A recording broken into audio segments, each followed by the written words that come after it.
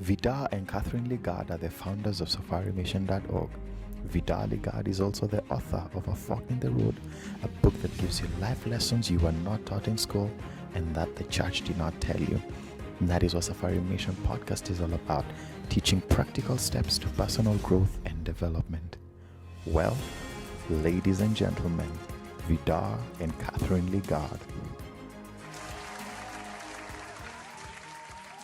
Welcome to today's episode. Today we are going to talk about financial management. And I'm going to start by reading a quote from my husband's book, A Fork in the Road. And it says that money in itself is neither good nor evil. It is a tool that can be used for good or evil purposes. Money is a good amplifier of character. Find someone who doesn't have too much and give them $1 million and watch what they will do with it. You will very quickly find out if they are selfish or good stewards, whether they use money for good or for evil. Their character was there the whole time, but with money, it will be amplified for everyone to see so much easier. So, it aligns with what it says in the Bible. 1 Timothy 6:10 says, "For the love of money is the root of all evil." Some people eager for money have wandered from the faith and pierced themselves with many griefs. And it doesn't say that money is the root of all evil, but it says the love of money is the root of all evil. And so today we're just going to start talking about financial management because that's important in everyone's life. Yes. So the Bible talks about in the covenant that God wants us to be the head and not the tail. He wants us to prosper in everything that we put our hand to do. But in getting started, one of the first things we need to do is learn how to manage what we already have. And the Bible also talks about learning to be content with what we have. So even as the Lord wants to prosper us, it's very important to learn that lesson of managing with where we are or managing with what we have. And sometimes that's the hardest thing to do. If you're climbing Kilimanjaro, half the battle is just to get started. And it's the same with growing in finances and learning how to manage what we have. And it's difficult emotionally when you already feel like you don't have enough. I know, we have been there. And what you make for the month, you feel like that's half of where I ought to be. And you feel like what I make this month does not represent my personal value. We know, we've been there. But you still have to learn how to live below your means. And you have to learn how to be content with where you are. Yeah. And that's the thing, people who have money, they have money because they haven't spent it all. It doesn't matter what their income is. You can spend all you have if you want to. There's always a big ticket item you can purchase. There's no limit to how much money you can spend. So the reason why some have money and some don't have money is not just because of their income. A lot of it is how they spend the money because, we can always spend more if we want to, right? You can always spend more. And we've seen a lot of this. We've seen friends, we've seen others that are growing in income, but they never learn how to manage what they have to begin with. So even though there's a large income, there is also a large outflow, and they're actually not growing a whole lot, even though the income might be there. I want to read from Proverbs. Proverbs 13 verse 11 says that wealth gained hastily will dwindle, but him who gathers little by little, and that's the important part to learn, that little by little, that comes on the gaining side, but also on the saving side. In Proverbs 21 and verse 17, it says that whoever loves pleasure will be a poor man. So managing that desire for pleasure, learning how to put together a budget, that's where you start. Maybe you want to say something about. the budgeting Well, side of things. yeah, but even before you can start budgeting, you need to track your own income and expense. So the first thing you need to do is that you need to know how much you make every month. If you don't know how much you make every month, you need to find out. You need to put it all down in writing, and you need to see how much money do I really make. And then you have to find out how much do I spend.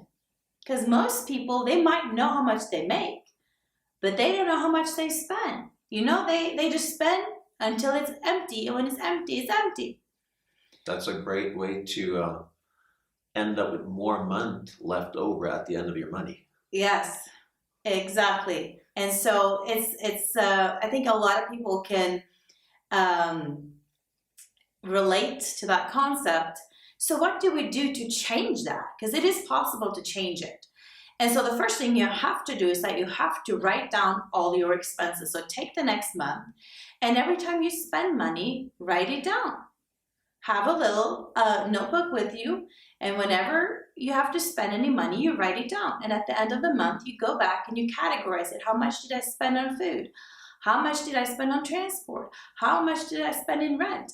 And then you add up all these figures together, and then you see what your outgo is. Where does the money go? Because we feel like money can just fly away, and it can.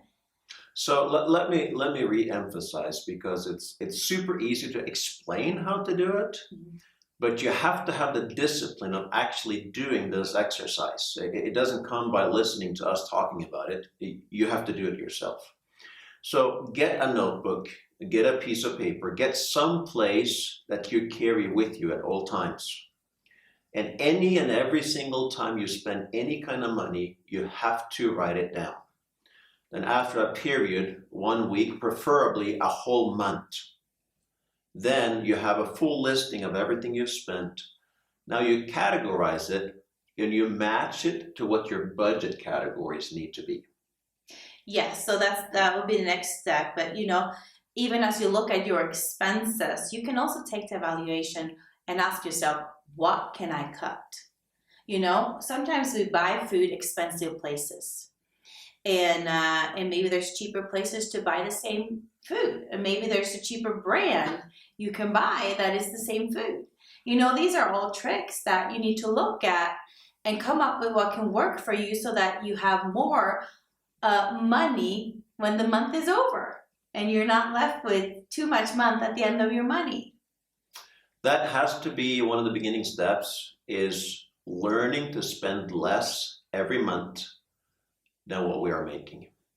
And you start by keeping track of everything. Very often when somebody does this for the first time, you'll be surprised at how much you're spending in certain categories. Sometimes it's maybe you're buying a donut or a particular food item, and you find out, oh, I'm doing that almost every day throughout the month. Well, 20 days out of the month, buying something for $2, that's $40. Or if you're buying every single day, 20 days, 250 shillings. Well, that's 5,000 shillings a month. And so you usually find out that there is some particular habit that you have, very common. Mm-hmm. And now you need to look, the most difficult person that you ever manage, that person, you have to look them in the mirror.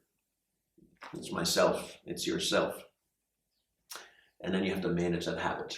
And a lot of times it leaks in small amounts, because we all are aware of a big purchase, and we all are very conscious about a big purchase, and we're like, yeah, I can't afford that. But we think we can afford all these small amounts, but we don't realize that these small amounts adds up to a big amount at the end of the month when you end up doing them every single day. So it's the small amounts that leaks the big money, because like you said, you add up all these small amounts and you see how much it really adds at the end of the month, and you realize, wow, I had no idea I was spending this much on this, habit that I have, whatever that habit might be. For some, it's food. For other people, maybe it's transport. For other, it just varies from person to person. But, so what you need to do is you need to discipline yourself. So when you know what your expenses are currently, what your income is currently. Now you need to evaluate what you can cut, and you have to come up with a budget. And a budget is a plan for how you're going to spend the money. So after you have tracked your expenses, you can look at what you spend money on. Now you need to think about, is this wisely to spend the money this way that I'm spending it? Can I make some adjustments? And then you have to start planning for the next month, and that's when the budget comes in. Budget is a planning tool. So what you do is you put a plan for how to spend your money. You know your income. So your income should be in one category. And you have to make sure that when you count all the expenses up, it's less than your income. If you keep spending more than you make, you're getting into debt. Or slavery. Or slavery. It's a mild form of slavery, is really what that is. Yeah, because you have to pay it back, right? And it causes all kinds of issues sometimes. So what you need to do is that you set up a plan for your expenses, call a budget. And so what you do, you put down, first of all, you need to put away money for tithing. You need to be tithing. If you believe the word of God, we should all tithe, because there's a blessing in giving tithe. And you should be giving. You should set a money aside for giving. What's your giving budget? Tithe is 10% of your income. And then you need to put aside money for housing or rent. How much money do I currently have to spend to live, for a place to stay? And this is an item where a lot of people have gotten too expensive places to live. And sometimes you need to move to a less expensive place because it takes up too much of your budget. Very commonly or very often, the quickest way to win financially. Well, Solomon said it, that the richest man who ever lived, he said, put a knife to your throat if you are given to appetite. Well, that goes in the food category, but it goes with all kinds of other categories. Right. Now, the thing about your rent or your housing is, wherever you live, it sets the environment of where you live. Mm-hmm. And basically all of your other expenses are almost controlled by where you live. For example, if you live in a nicer place and you have kids, now you have neighbors that also spend more money on their kids, which means you will end up with pressure on buying better clothes for your kids, and you will have to spend money on taking them to the football club or whatever other activities your neighborhood tends to do with your kids. You will have that pressure.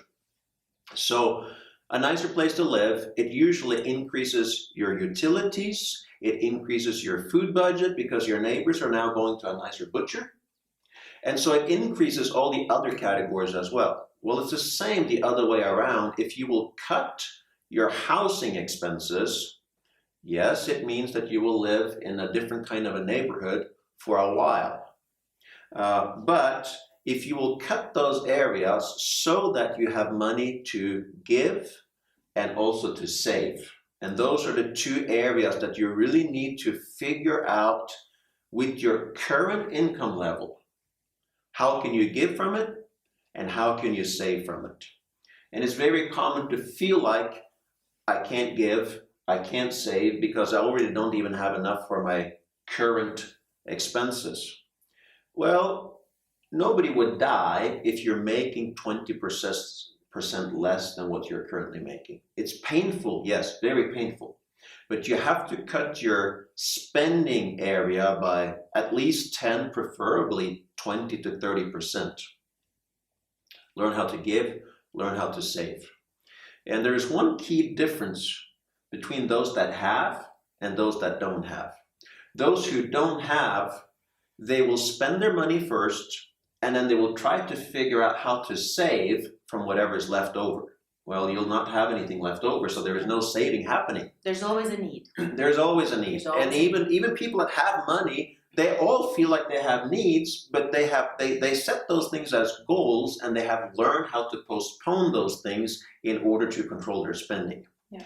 So those that have, they focus first on giving and on saving, and they set goals for giving and saving, and then they struggle or scramble or figure out how to survive on whatever is left over. And that is one key difference between those that don't have and those that do have.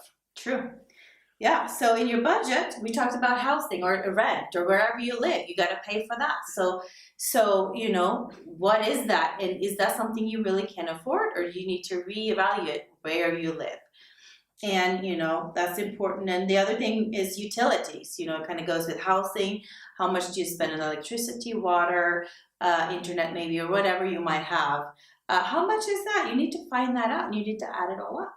Transportation, we all need to go places, you know, whether you take public transportation, whether you have your own vehicle, either way, it takes money to go places. And so how much do you spend in that every month? Going to your work, going to your kids' school, going to stores, going to church, wherever you go, all of these things takes money. So you need to find out how much you're currently spending. And then if it's too much, you need to reevaluate. How can I make it less? I can think of one friend, I can think of many, but one in particular. Big car, wonderful, status symbol, but oftentimes you get a car that is so big that you end up struggling financially. Common issue. Well, get rid of that big expensive car and get something that just has wheels, that is reliable, not so cheap that it falls apart the moment you take any kind of a curve, but one that is reliable but as cheap as possible. Start there. And then when you do that, and if you learn how to spend, how to save, how to invest, how to give and learn those things, wait until you're in a financial situation where you can buy 2 or 3 cars of the kind that you really want. That's when you really have enough money to buy the car you want.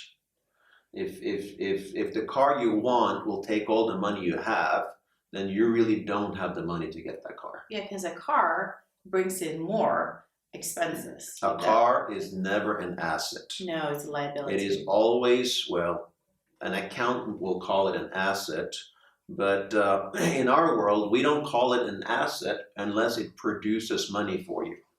So it really is a liability. It is an item that will cause you to spend money. Like one of my friends said, getting a boat, that's a black hole to throw money into. And sometimes a car can be like that. Yeah, because you have to maintain it, you have to change oil, you have to, if anything breaks, you have to fix it. It takes a lot of money. So think about those things. And then food. Food is a category where you can spend a lot of money or you can reduce it. You know, it depends on where do you go shopping. What kind of food do you choose to eat? And you know, you need to look at that in light of your entire budget. What can you afford to eat at the moment? And you know, there's ways to reduce a lot of expenses there, and maybe you just allow yourself a good meal once a week and then cut back on the other days, just so that you don't spend all your money eating. The other thing is kids' expenses. If you have kids, they cost money, and so you need to factor in that, you know, for their school, for their activity, for their clothing. Kids grow, so they need new clothes all the time, so that takes money. And then of course your own clothing, you might need to have to renew your wardrobe yourself, but all these things should be in a budget. And even if you want to allow yourself to go out and do a little bit of fun, some fun money, that should also be in the budget. And you know, you should, and I think I forgot to say saving. You have mentioned saving many times, but I said tithing and giving, and then saving should come next. There should be a place in the budget for saving that is just put aside for yourself for the future, whether it's long-term saving or short-term saving. You should save, and that should be in your budget. So when you look at all these expenses, so tithing and giving, saving, housing, rent, utilities, transportation, food, kids' expenses, your own clothing, and fun money, you have to add all of those up and then make sure that figure is less than your income figure. And that can be hard to balance. I've been there trying to balance that, and it's just like, the numbers are not working. The numbers are not working. Well, you have to make them work. And that's when you have to make some lifestyle changes. And that's the hard part. That's the hard part. That is the hard part. Yes. Do you have to move to a cheaper place? Do you have to eat different food? Do you have to travel less, or travel by different means of transportation? All these things you need to look at. Do I need to bring my kids to a different kind of school? All these things are hard choices to make. It's just that there's no way without it. It's just the only way to do it. Well, the scripture about all this says that the hand of the diligent will rule, while the slothful will be put to forced labor. So you just have to pick your heart. Yeah. It is hard not to discipline yourself because the consequences is just being put to forced labor, being in debt, being in some sort of mild slavery really is what these things are. But if you will be diligent up front, implement the things we're talking about, then the hand of the diligent will rule with time. So start where you are, take action, and you'll see the hand of God upon your life, and you'll be coming up. Well, that's it for today. Watch out for our next episode with teachings from Vidar and Cathrine Ligard. Like, share, and subscribe to our Facebook, Instagram, and YouTube pages at Safari Mission. You can also visit our website www.safarimission.org or call us at +254 741 777 805 to know more about Safari Mission and how you can get yourself a copy of Vidar Ligard's book, A Fork in the Road.